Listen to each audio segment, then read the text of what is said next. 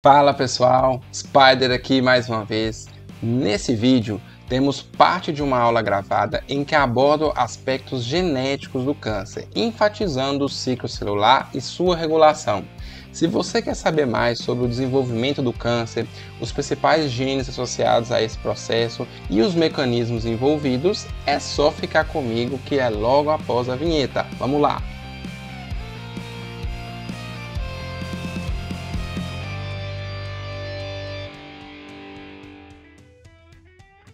Exatamente esses 5 pontos aqui que eu vou falar com vocês. Os oncogenes, os supressores de tumor, os genes de apoptose, de reparo e de metástase, né, que são bem amplos.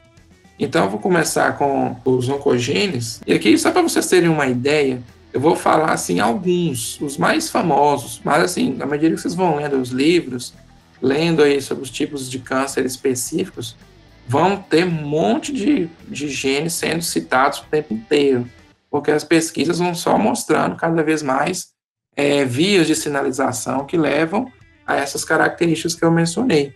Então, dá para observar aqui que eu tenho proteínas de membrana, sinalizadores extracelulares, estão sendo mostrados aqui, que interagem com receptores. Eu vou ter aqueles segundos mensageiros, né, que vai mandando sinais ao longo da célula para chegar lá no núcleo da célula e ativar os complexos de ciclina CDK. Esses segundos mensageiros muitas vezes são associados com o citoesqueleto, e aí o citoesqueleto vai se modificar para a célula, por exemplo, ficar mais móvel, para poder migrar, ou mesmo para a célula ter capacidade de destruir a matriz extracelular, para facilitar a migração. A célula pode perder a diferenciação celular. Então, são muitos genes. Vou começar a falar aqui de alguns que provavelmente vocês devem ouvir falar aí nos estudos de vocês sobre alguns tipos de câncer especificamente.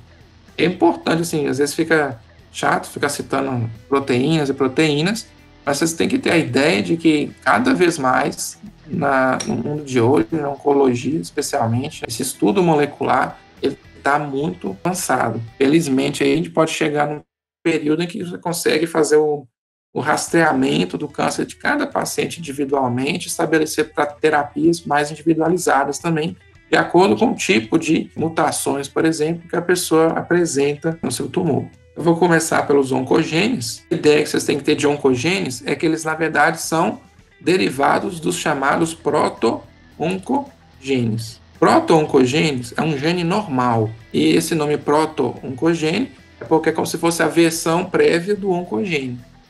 Mas proto-oncogênio é um gene normal, porque a função do proto-oncogênio é fazer o ciclo celular andar para frente, ou seja, ativar as ciclinas e CDKs. Esses são os proto-oncogenes, eles estimulam a atividade das ciclinas CDKs para fazer o ciclo celular progredir. Proto-oncogenes sofrem mutações, e aí a gente vai chamar eles de oncogenes, porque eles vão começar a estimular de forma descontrolada os complexos ciclinas CDK, e por isso vão levar ao aumento da proliferação celular. Então, quando eu tenho a formação dos oncogenes, aí eu estou tendo estímulo para crescimento e proliferação celular.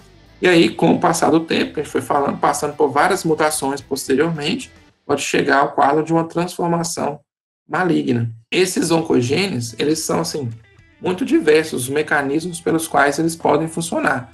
Então, pode ser um fator de crescimento, um sinalizador externo, hormônios, por exemplo. Pode ser o receptor do fator de crescimento ou do hormônio. Vocês vão ver isso daí, câncer de mama, por exemplo, né, sendo citado em alguns casos.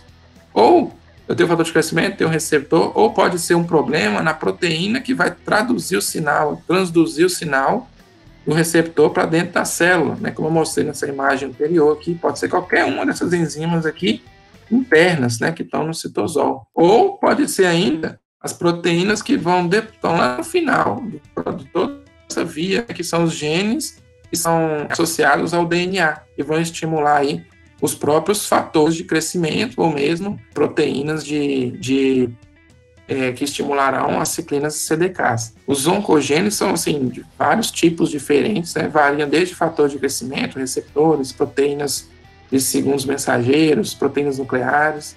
Eu vou citar aqui a mais famosa, é muito famosa no câncer coloretal, que é o oncogene RAS. O oncogene RAS, então aqui é um mecanismo pelo qual ele atua. Então, assim, o que ele faz? Ele estimula a proliferação celular. Ele é um segundo mensageiro. O que ele faz? Então, tem aqui o receptor de fator de crescimento, vermelhinho aqui, e aqui a bolinha é o fator de crescimento. Então, quando o fator de crescimento chega na célula, é detectada pelo seu receptor, essa proteína de ligação aqui já começa a ter os complexos relacionados ao receptor. A proteína de ligação vai ativar a proteína RAS, que, no entanto, está inativa. Ela fica ancorada na membrana, próxima à proteína de ligação, ligada a um GDP. Então, quando ela for ativada, o que vai acontecer? Eu vou ter a ligação, em vez de um GDP, a ligação a um GTP. Tem 3 fosfatos aqui. Sai GDP e entra GTP. E quando está RAS ligada a GTP, ela está ativa. Resumidamente, o que faz a RAS ativa?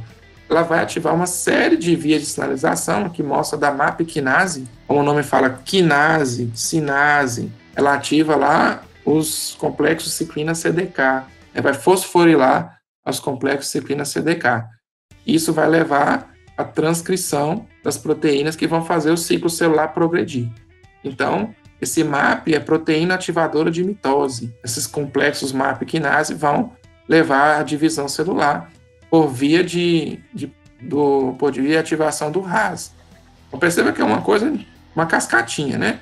RAS ativa a MAP ativa uma série de outras fosforilases aqui e quinases que vão atuar na divisão celular. Isso é um mecanismo normal. Percebam que ele é dependente de um fator de crescimento. Sem o fator de crescimento, nada disso ocorreria. Inclusive, quando o fator de crescimento sai, a saída do fator de crescimento, essa proteína GAP, que é uma proteína, que é uma protease, que ela faz?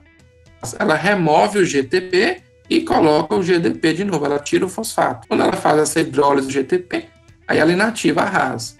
Ou seja, apenas quando tiver a ação do fator de crescimento é que eu vou estar tendo a estimulação da divisão celular. Se eu tirar o fator de crescimento, essa proteína aqui fica inativando a proteína RAS e aí eu não tenho a divisão celular. O que acontece? Eu posso ter uma mutação na proteína RAS, tá?